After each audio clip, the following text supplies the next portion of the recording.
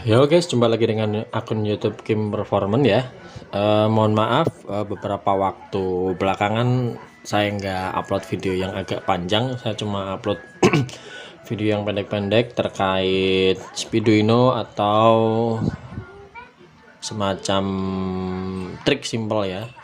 Nah, jadi beberapa waktu belakangan ini banyak yang menanyakan kepada saya cara kerja atau cara cek relay, atau cara cek sinyal yang ada di coil atau injektor. Nah, sekarang pertama-tama saya akan bahas relay ya.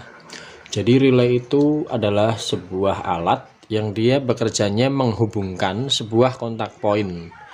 Tujuannya adalah untuk memperkuat arus yang diberikan kepada beban. Nah, jika bebannya besar, maka arus yang dipakai harus besar juga.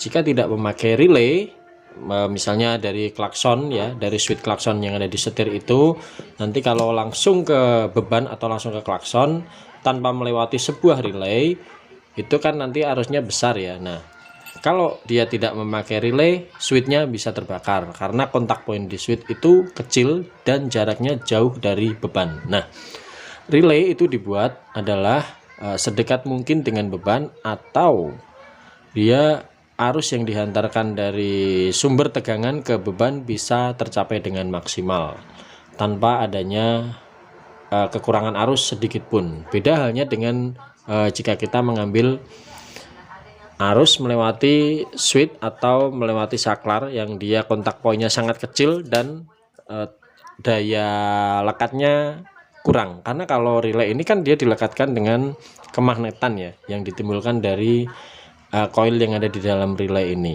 Nah, secara simpelnya relay itu menghubungkan sebuah kontak point. Jadi kalau teman-teman saksikan di sini ya, saksikan di sini itu, bentar, saksikan di sini ya.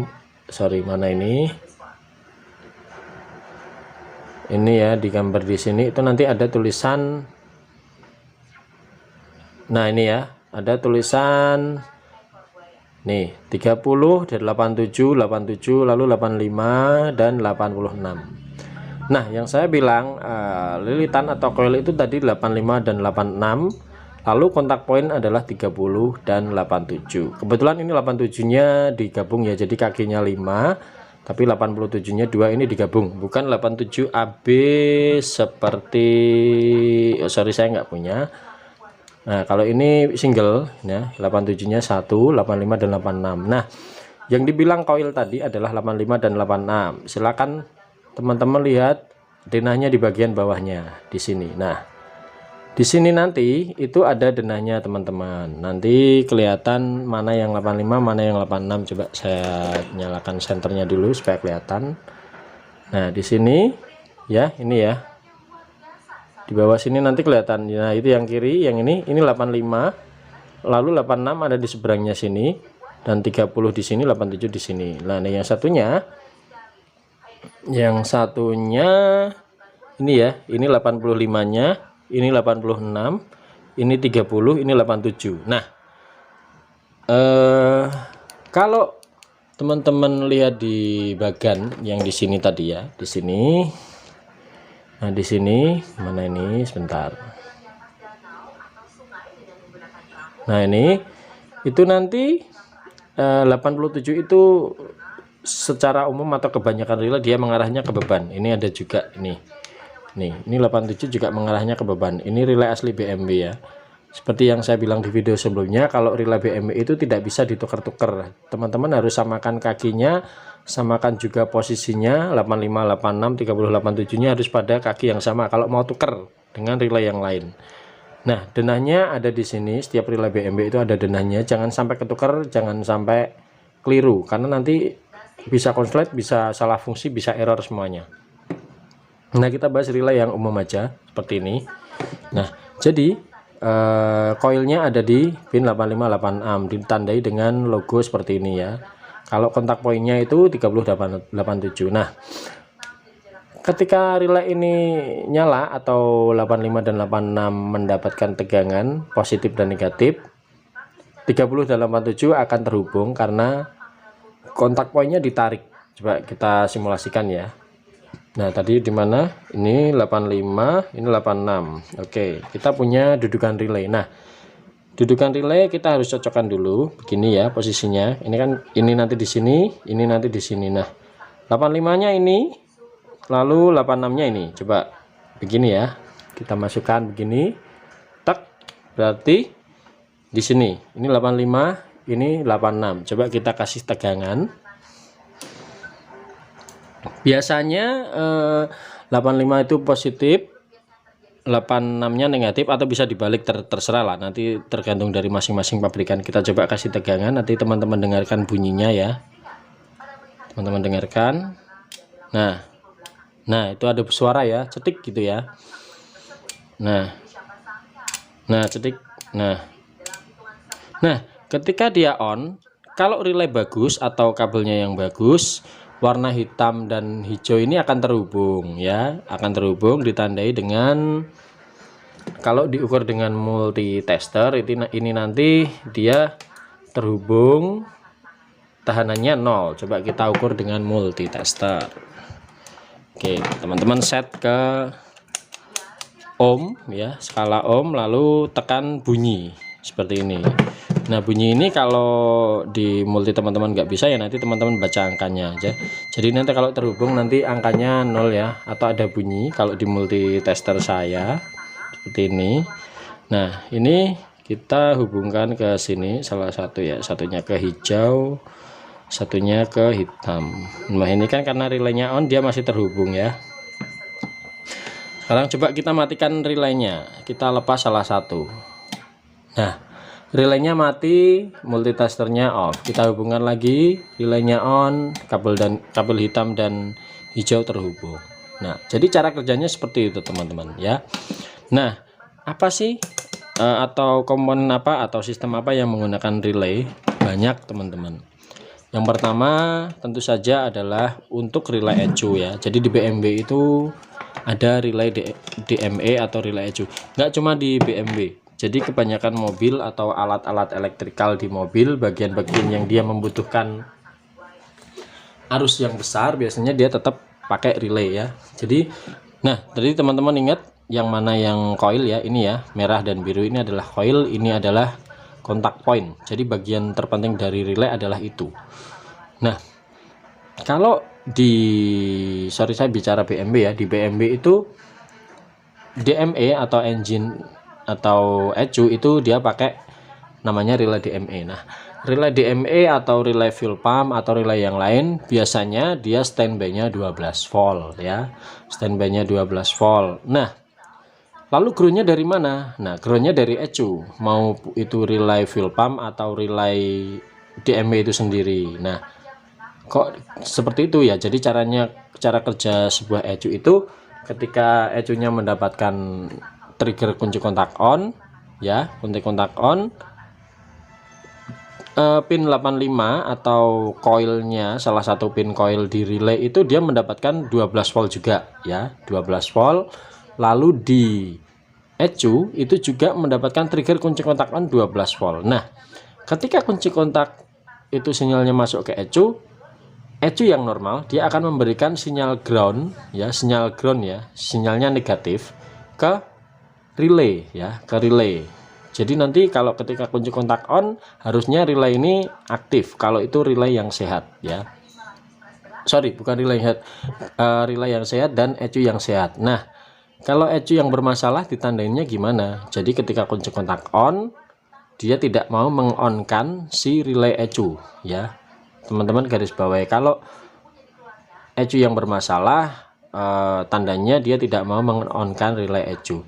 Tidak terbatas seperti itu ya, tapi bisa juga kontak onnya itu tidak masuk ke ECU, bisa jadi kabelnya atau kunci kontak switchnya yang rusak. Nah, cara mengukurnya gimana teman-teman? Kalau teman-teman tidak tahu ya, kalau teman-teman tidak tahu silahkan di bagian kaki relay, bukan kaki relay ya, tapi rumah relaynya pin 85 dan 86, silakan teman-teman ukur dengan multitester atau dengan test lamp ya, dengan test lamp seperti ini. Ini saya ibaratkan ini adalah test lamp atau ya test lamp.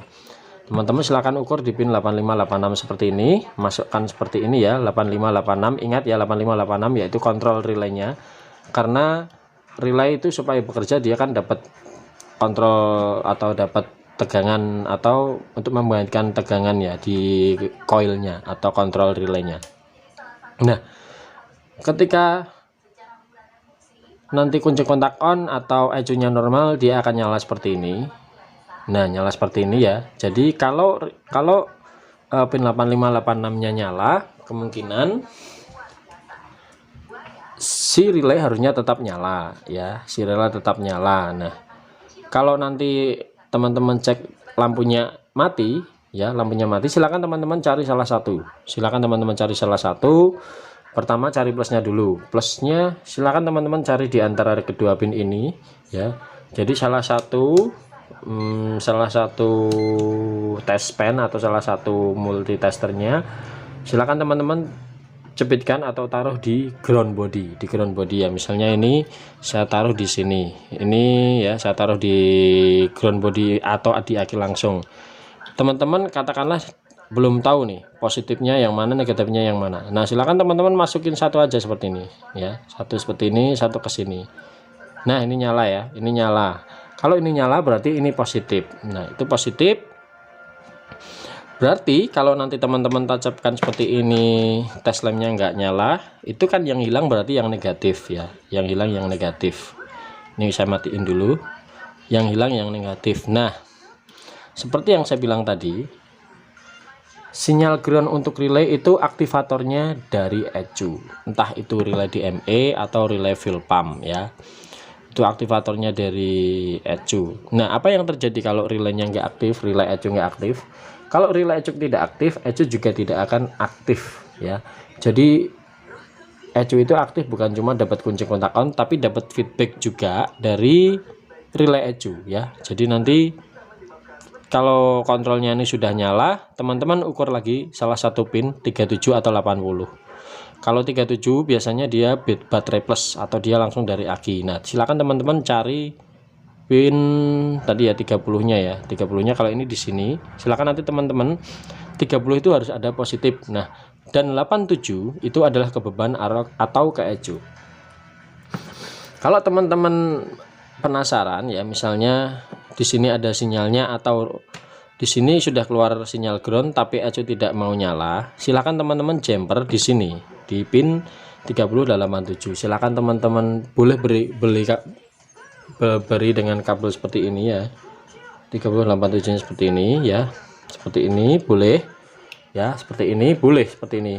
Nanti silakan teman-teman lihat pergerakan atau ada enggak indikasi nyala di ECU, misalnya kayak fuel pumpnya muter atau ISC-nya gerak-gerak, itu nanti ada indikasinya. Nah, jadi secara simpelnya seperti itu ya. Jadi untuk cek relay, jika diketahui atau dicurigai relaynya yang rusak, silakan teman-teman cek dulu sinyalnya, yaitu di pin 85 dan 86. Lalu kalau ada dan relaynya aktif tapi tidak ada respon ke bebannya, silakan teman-teman jumper di sini di 30 dan 87.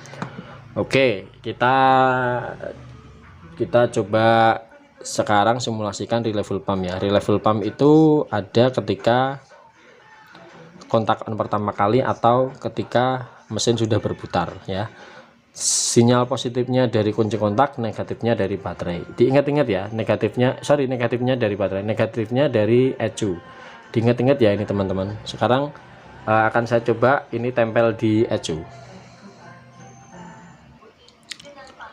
Nah, ini ya teman-teman, ini coba saya simulasikan. Jadi relay ini saya taruh di ECU ya, kemudian saya kasih tegangan. Nanti biasanya ketika kunci kontak on itu relaynya akan nyala ceklip gitu ya, atau relaynya akan, pokoknya relaynya nyala lah sekitar 2-3 detik untuk menaikkan tekanan atau menyalakan fuel pump untuk menaikkan tekanan di jalur tekanan bensin. Nah, ini saya ibaratkan adalah fuel pump ya. Ini adalah fuel pump. Jadi seperti yang tadi saya bilang, karena fuel pump itu yang dikontrol oleh relay biasanya adalah positifnya. Jadi fuel pumpnya satunya ke ground ya, satunya ke 30-nya relay, lalu satunya ke 87-nya relay, lalu yang 30-nya langsung ke baterai plus. Kita coba ya, kita coba seperti ini, kita on kan ya. Nanti teman-teman lihat indikatornya di lampu sana, kalau nyala sini juga nyala, on. Nah ini si fuel pump akan nyala 2 atau 3 detik lalu mati lagi. Nah mati lagi kan, dia mati. Nah jadi biasanya teman-teman akan mendengar seperti itu ketika teman-teman pertama kali menyalakan kunci kontak.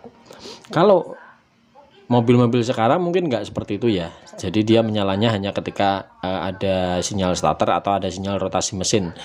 Tapi kalau untuk BMW, pengalaman saya sih ketika kunci kontak on dia sudah nyala, si fuel pumpnya sudah priming, istilahnya priming atau memompa dulu selama 2 atau 3 detik lalu mati lagi seperti yang di video ini. Nah setelah itu baru ketika mesinnya berputar si fuel pumpnya nyala lagi. Nah ini sekaligus teman-teman bisa untuk mengecek nanti ketika teman-teman mendapatkan masalah ini saat kunci kontak padahal fuel pumpnya mau nyala, tapi ketika starter kok nggak mau hidup.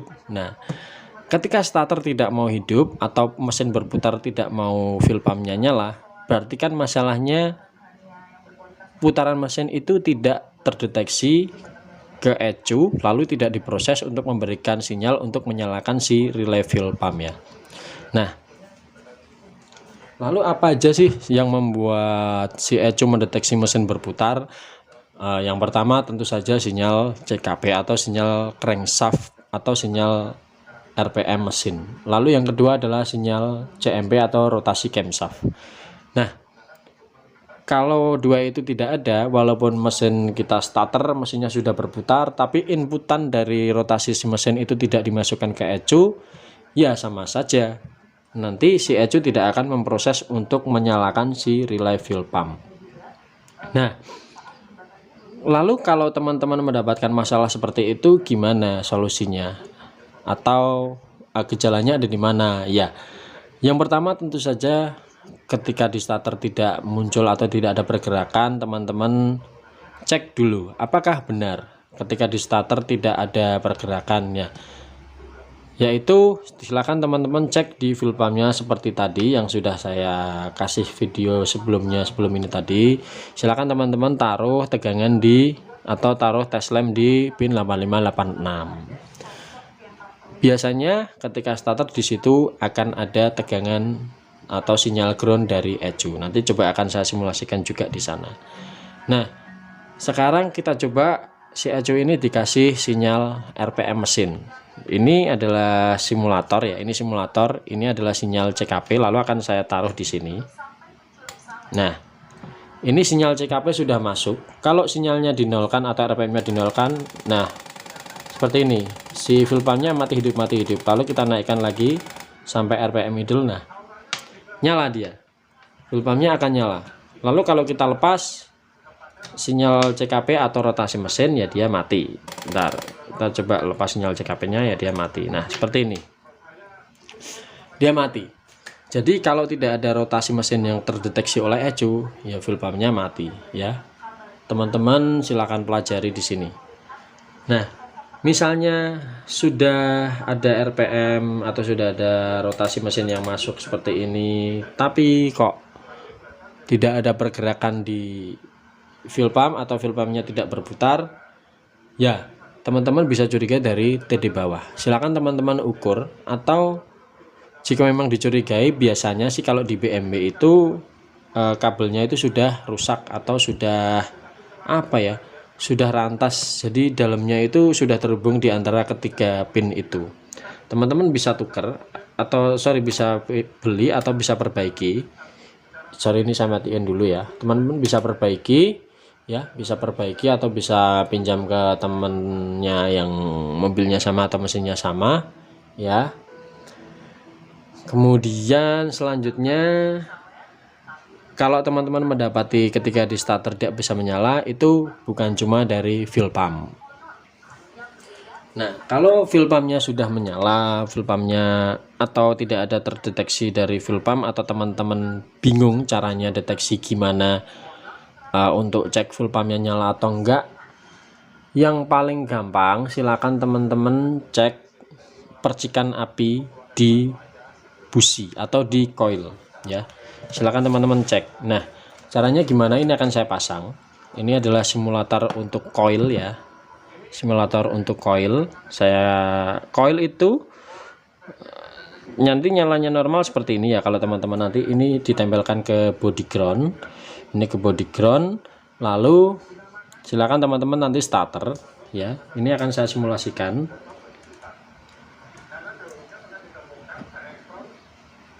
Saya akan on kan. Nah, ini ya. Teman-teman dengar bunyi ya. Ini saya naikkan RPM-nya. Nah, ini coilnya nyala ini teman-teman. Ini coilnya nyala. Kalau saya matikan coilnya mati. Nah, mati itu coilnya. Nah, dengar ya. Ini coilnya nyala ya. Coba saya dekatkan videonya. Nah, ini ya. Nah, itu coilnya nyala.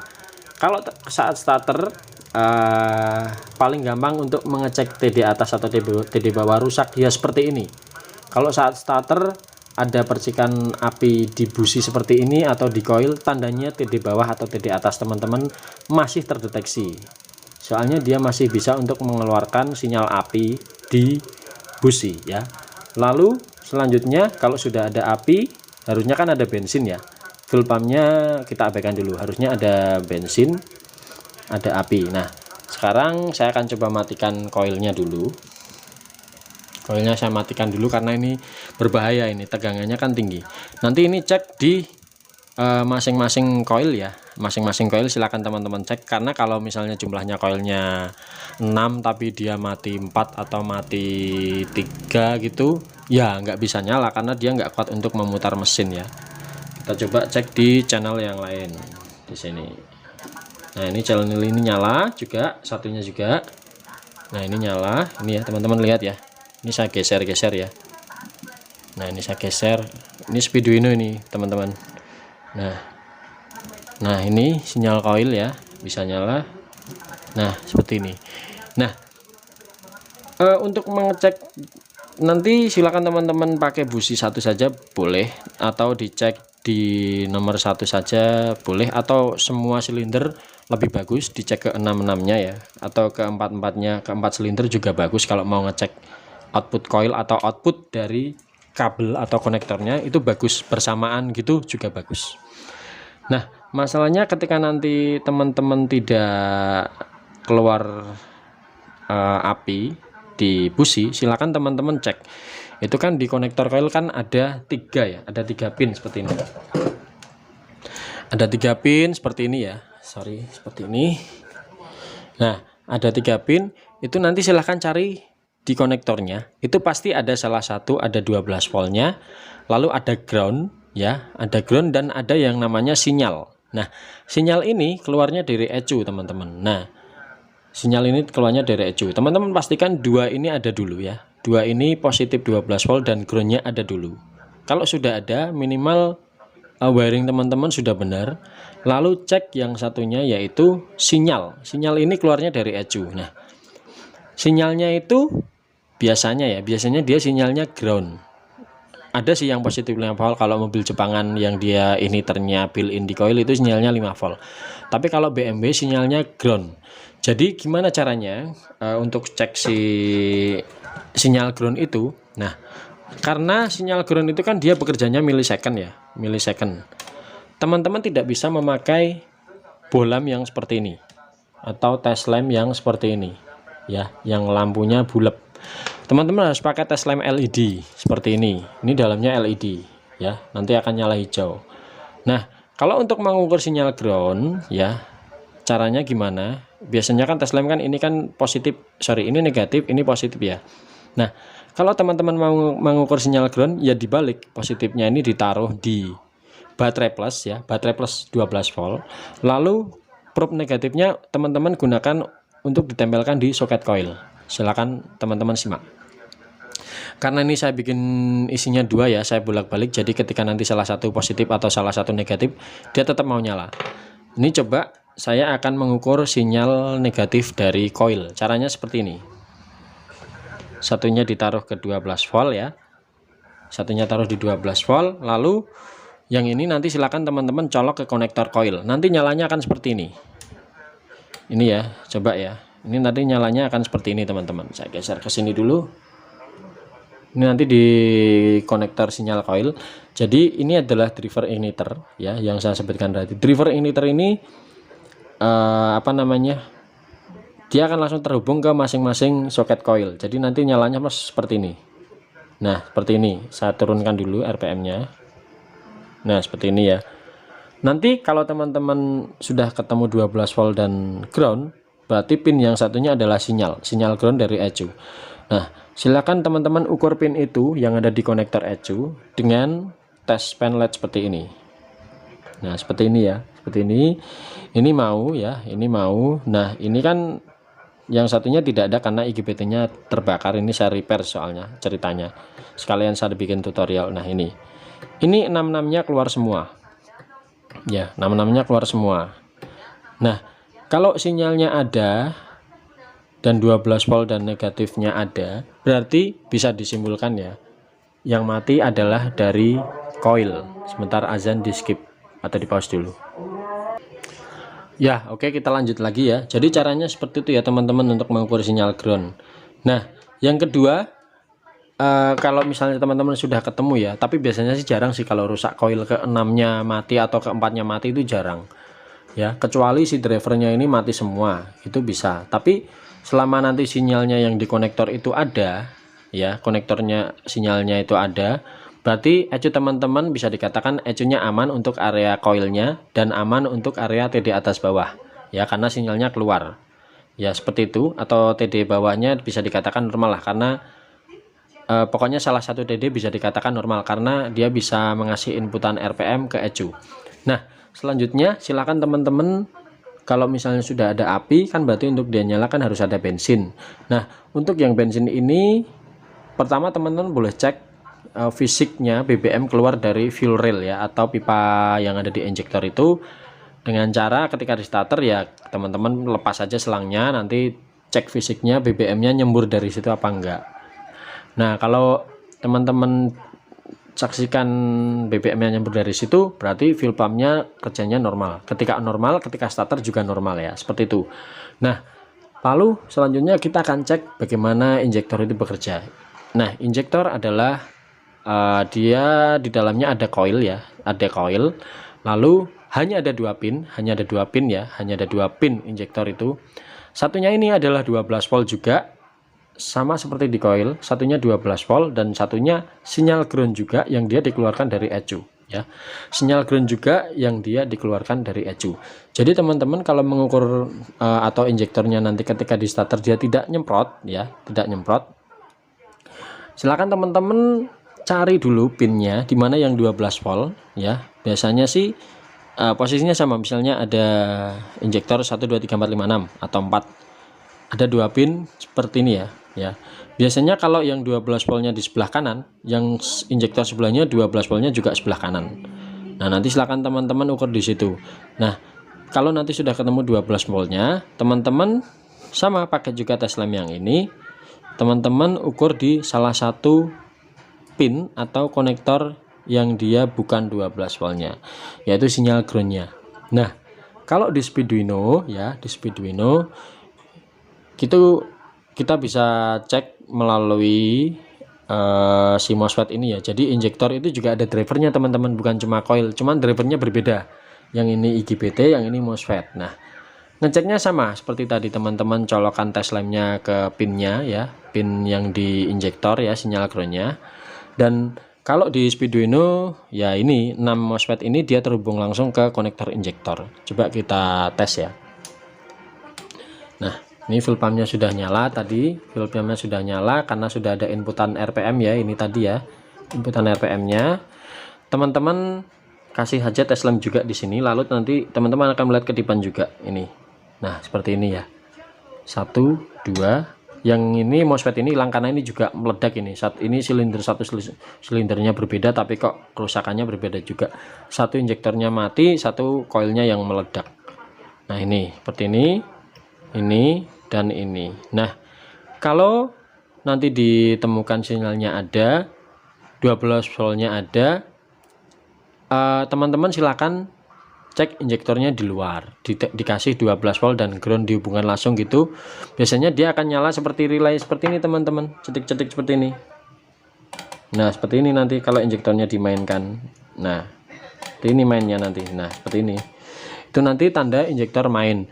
Nah kalau sinyalnya ada, tegangannya ada, fuel pumpnya nyembur, berarti bisa dipastikan injektornya tersumbat ya, injektornya tersumbat. Tapi kalau ke 6-nya jarang, seperti saya katakan tadi, kalau 6-6-nya tersumbat bareng jarang, kecuali mobil itu sudah berhenti 4 tahun 5 tahun gitu ya, dan BBM-nya di situ masih ada isinya, lalu BBM-nya berubah jadi karat, itu bisa bikin tersumbat injektornya. Karena teman saya pernah, tapi cuma satu tersumbatnya ya, paling ujung paling jauh dari fuel rail atau inputan bensin yang dari fuel pump. Nah jadi seperti itu ya caranya teman-teman. Yang teman-teman harus perhatikan adalah pakainya tes lamp ya. Karena kalau pakai lampu yang kayak gini ini tidak kelihatan teman-teman. Ini coba kita tes ya. Coba kita tes pakai tes lamp ya. Tes lamp yang besar. Ini satunya saya dapatkan positif dulu seperti ini. Lalu kita ukur satu di sini. Nah ini nyalanya seperti ini teman-teman, nyalanya nggak terang, makanya ini RPM-nya mungkin sekitar 400 lah. Kalau starter itu kan 200, itu nanti nggak akan kelihatan tuh, nyalanya kecil banget. Kalau dikencengkan atau RPM-nya tinggi baru dia nyalanya terang seperti itu. Nah nyalanya terang, tapi kalau starter dia nyalanya nggak bisa terang, makanya harus pakai tes lamp LED, harus pakai tes lamp LED yang dia nyalanya seperti ini ya. Ini nanti nyalanya, walaupun ini RPM-nya kecil dia bisa kok seperti ini. Nah ini bisa, nah ini klip-klip ini satu-satu nih. Nah seperti ini dia bisa kok. Nah teman-teman harus pakai tes lamp. Nah kalau teman-teman sudah menemukan caranya, injektornya sudah keluar BBM, api sudah keluar api, mustahil teman-teman kalau nggak hidup ya. Nah jadi caranya seperti itu. Nanti kalau saya punya tutorial lain lagi yang sekiranya saya penting, nanti akan saya share ke teman-teman semuanya ya. Salam dari saya. Kita terus sama-sama belajar ya teman-teman, minta dukungannya ya. Jadi segitu dulu video dari saya. Sampai jumpa lagi di video selanjutnya ya teman-teman ya. Dadah.